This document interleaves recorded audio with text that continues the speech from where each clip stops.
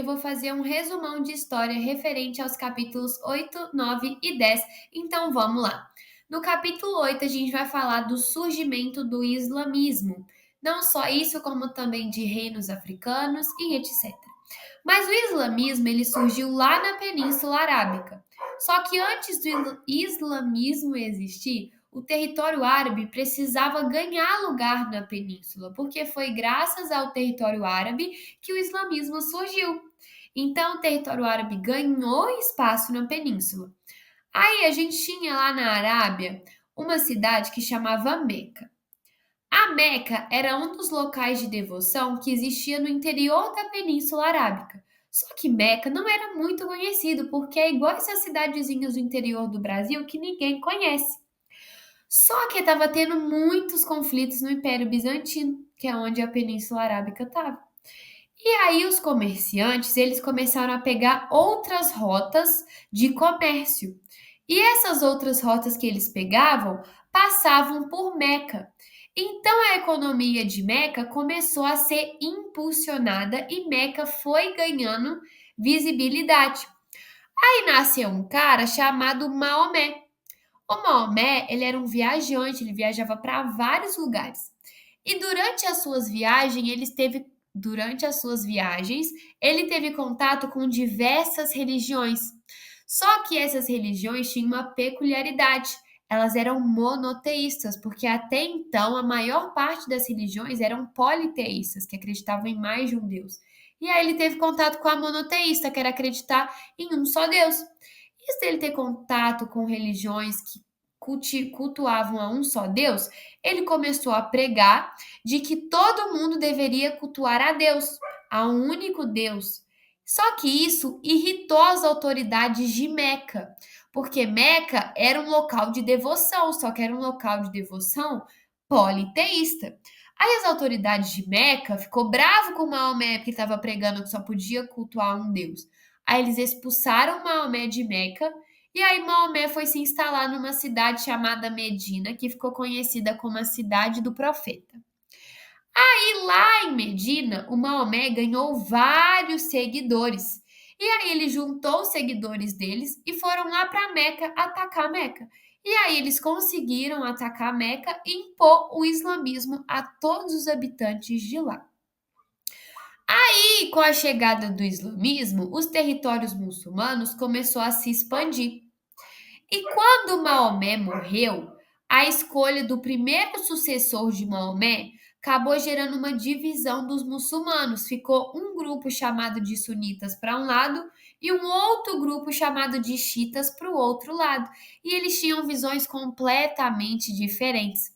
E com a expansão do califado, o que, que é? Toda a sociedade que era governada pelo sucessor de Maomé começou a perder força, porque dentro de um gigantesco califado começou a ter pequenos califadozinhos independentes.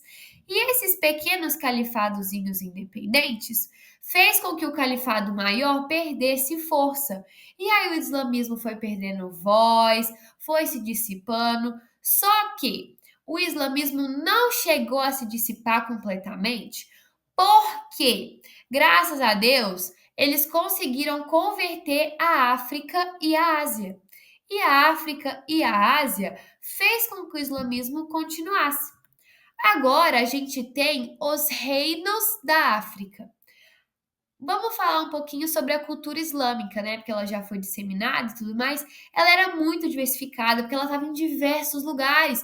Então, vários povos diferentes cultuavam o islamismo. E, por incrível que pareça, a cultura islâmica era considerada a mais inteligente do planeta, porque ela reuniu intelectuais de diversos povos, como eu já falei, gregos, romanos, um trem lá, um outro cá, vários. E na cultura islâmica a gente tinha as casas do saber, que era onde os intelectuais islâmicos que tinha no mundo todo se reuniam e discutiam questões lá intelectuais.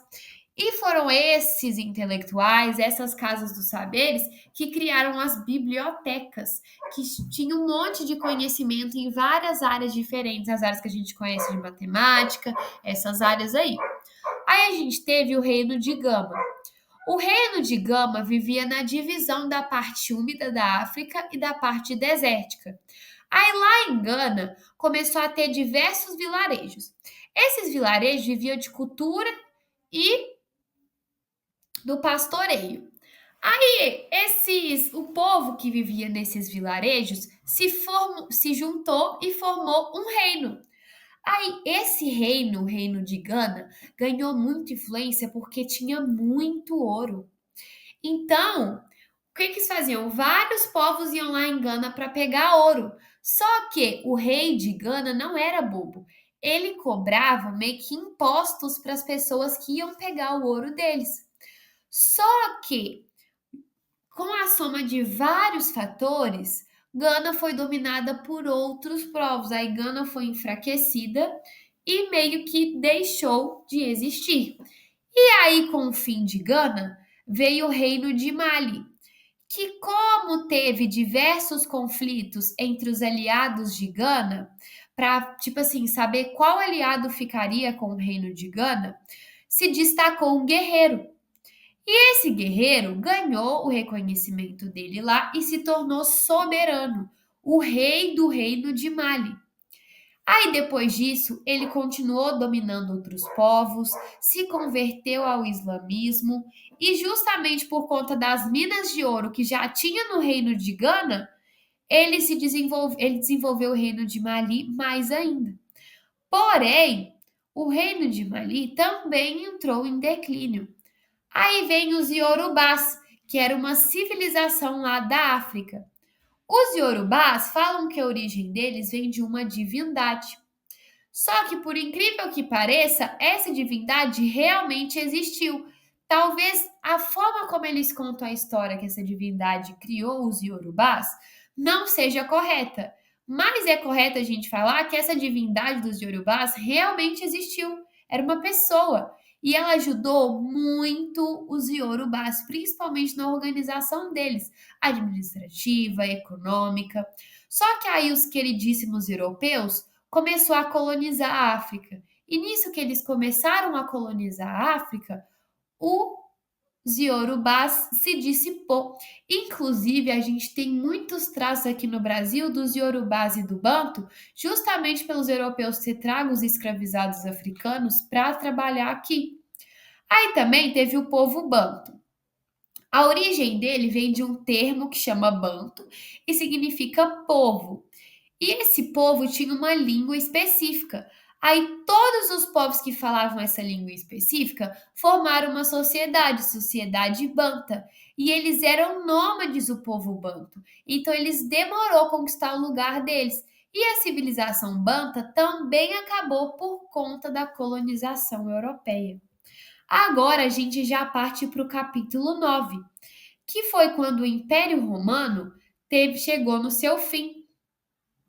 E o fim do Império Romano permitiu a invasão dos povos germânicos. E aí, como os povos germânicos foram adentrando no Império Romano, o povo romano que vivia lá foi se mudando para a zona rural. Só que na zona rural de Roma já tinha os proprietários de terra. Então, para o povo romano não ficar sem ter onde ir, eles se submetiam aos proprietários de terra. Aí essa ruralização marcou o início do período medieval, que é aquele período dos brasões, dos castelos. Eu acho que é o período mais legal que a gente já teve na história. E lá no período medieval, a sociedade foi dividida em duas: os donos de terra e os não donos de terra. E, consequentemente, os não donos de terra viviam sobre as custas dos proprietários de terra, dos donos. Aí a gente teve o Império Bizantino, que por mais que Roma tivesse chegado ao fim, o Império Bizantino não. O Império Bizantino foi uma parte do Império de Roma. Aí, por mais que o absolutismo só foi criado depois, o Império Bizantino era absolutista. Tipo assim, tinha um governante dominando tudo, todas as áreas administrativas. Só que o governante do Império Bizantino tinha o nome de Basileu. E ele era considerado uma pessoa sagrada e podia ter todos os poderes possíveis. Só que o Império Bizantino sofreu também com a pressão dos povos germânicos, porque os povos germânicos não estavam invadindo o Império Romano. Aí a gente teve o governo de Justiniano. O governo de Justiniano foi, tipo assim, o Justiniano, tipo, tava o Basileu, né? Aí o Justiniano chegou no poder e falou assim: eu viver de pressão desses povos germânicos, eu vou tramar guerra contra eles. Pois foi lá e o Justiniano tramou guerras com os germânicos, ainda criou o Código de Justiniano, que eram as leis bizantinas, e o Código de Justiniano ficou famoso e foi adotado por outros territórios ainda, você acredita? Só que as pessoas que vieram depois de Justiniano no poder fez com que o Império Bizantino acabasse. E quando o Império Bizantino acabou, marcou o fim da Idade Média. Aí a gente teve o Império Carolíngio. Porque com o fim do Império Romano, do Império Bizantino, desses impérios aí, os francos ganharam poder, porque os francos eram um reino germânico, e lembra que os germanos estavam invadindo o Império de Roma?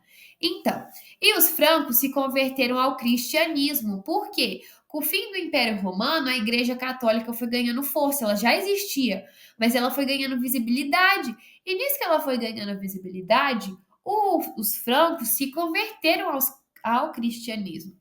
Aí os francos foram expandindo, expandindo, expandindo seu território até deparar com certos conflitos de outros povos germânicos. E aí esses conflitos começaram a enfraquecer os francos. Só que aí trocou a dinastia dos francos e passou a ser uma dinastia carolíngia. Aí os carolíngios fizeram várias reformas administrativas, econômicas, e os francos foi retomando o poder, tanto que eles até ganharam uma batalha importantíssima. E assim como nos qual aqui? E assim como no reino de Mali, que teve um guerreiro que se destacou, nessa batalha importantíssima dos carolíngios, teve destaque o Carlos Martel. E ele ganhou tanto destaque que ele virou rei. Aí depois dele veio seu filho, o nosso famosíssimo Carlos Magno, e o filho do Carlos Martel foi coroado imperador dos cristãos. Só que, gente, é sempre assim, muda o rei, o trem acaba, porque aí o Carlos Magno morreu e o império se fragmentou, ficou dividido completamente. Aí teve a nossa queridíssima sociedade feudal. Quando o Império Carolíngio acabou, o feudalismo se consolidou. Lembra daquela ruralização que teve, que marcou lá o período medieval? Então, os camponeses viraram servidores dos proprietários de terra. Porque era assim, os proprietários de terra davam terra aos camponeses e proteção. Por quê? Os camponeses começaram a viver dentro dos castelos. E dentro dos castelos eles estavam protegidos de ataques e invasões. Só que em troca dessa proteção e dessas terras, os camponeses tinham que trabalhar para os proprietários e ainda pagar imposto. Só que aí, além desse negócio de servidão, tinha um que era só entre os mais. Era só entre os senhores feudais, que chamava vassalagem. Aí era um juramento, né, entre dois senhores. Aí o senhor mais poderoso, que doava terra para o menos poderoso, era chamado de sucerano. Aí o menos poderoso, que recebia as terras do mais poderoso, era chamado de vassalo.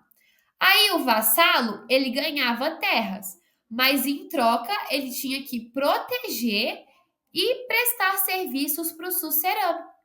Só que eram tantas relações que às vezes um sucerano era vassalo de outro, um vassalo de um era sucerano de outro, ficou uma confusão. Essas alianças foram se tornando muito complexas e gerando muito conflitos. E aí as disputas por poder foi ficando cada vez maior. E, né, aquele negócio de sempre, só conflito, só foi gerando problema. Aí aqui eu coloquei também um destaque para os castelos medievais, que eram um refúgio e também onde ficavam os senhores feudais, que eram nos castelos que eles se protegiam de ataques.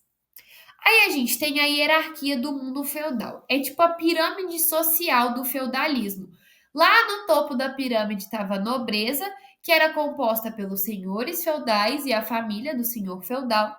No meio da pirâmide tinha o clero, aí tem o alto e o baixo. O alto eram os cargos mais altíssimos que tinha da Igreja Católica.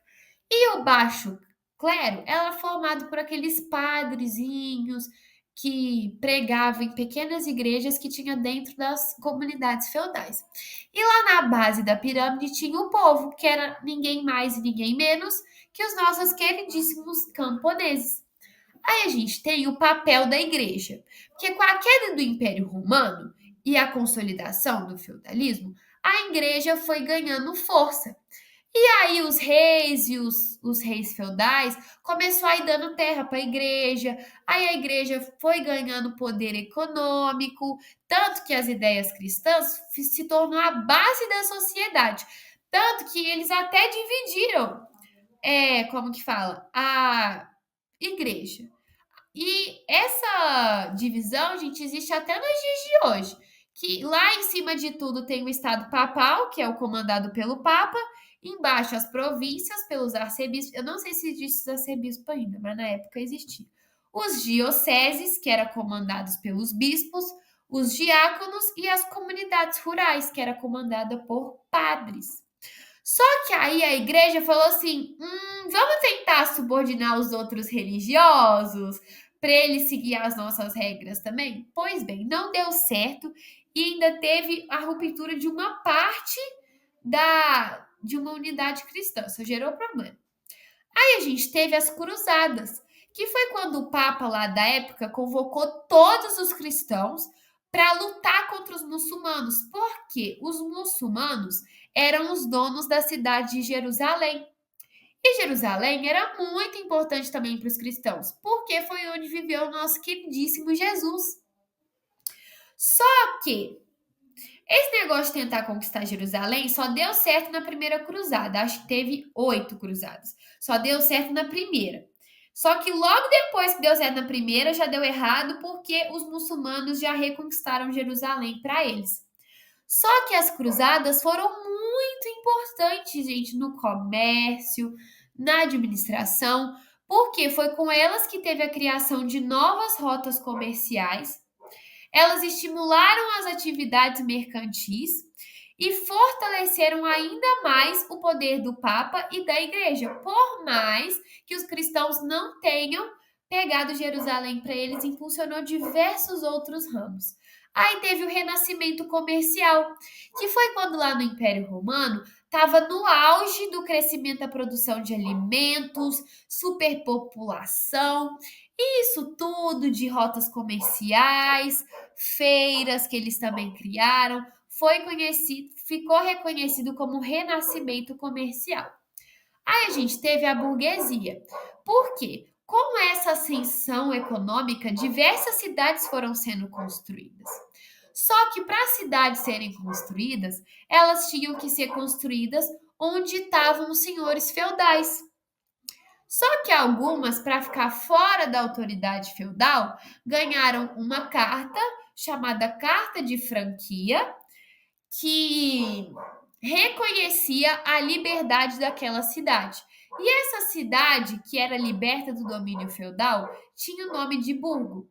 Aí os burgos foram crescendo e se tornando muito fortes economicamente.